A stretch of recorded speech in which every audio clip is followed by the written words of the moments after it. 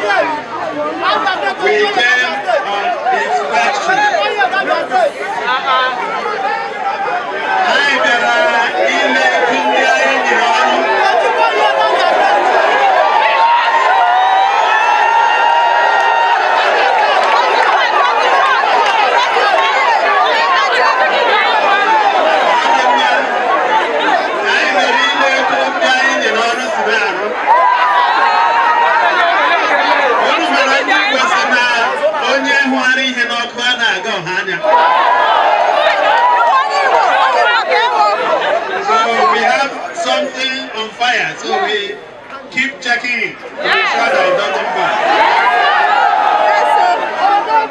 So this is a hero. Yes.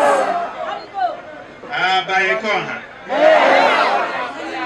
I'm sure that you know that we want to rebuild this corner.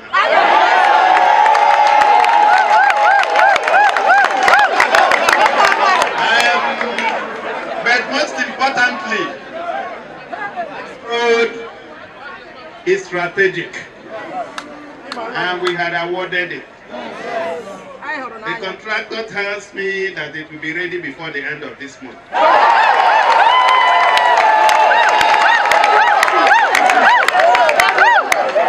Because he's a tested contractor, I will not doubt him.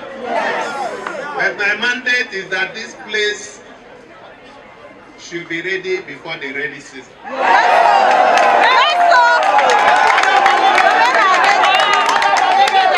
didn't come here alone. As I returned from Lagos this early morning, I met with the former speakers of Abia State House of Assembly from 1992 to date. 1992 to date, they are all here except one that is sick.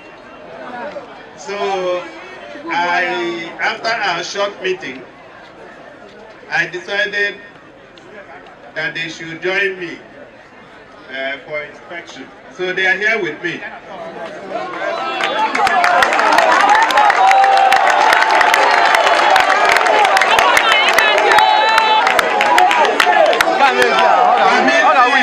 Ladies and gentlemen, to introduce one of them that will speak to us. Right Honorable Stanley Ohajiroka. Let him just greet you and introduce the other right honorables that are with him. Thank you very much.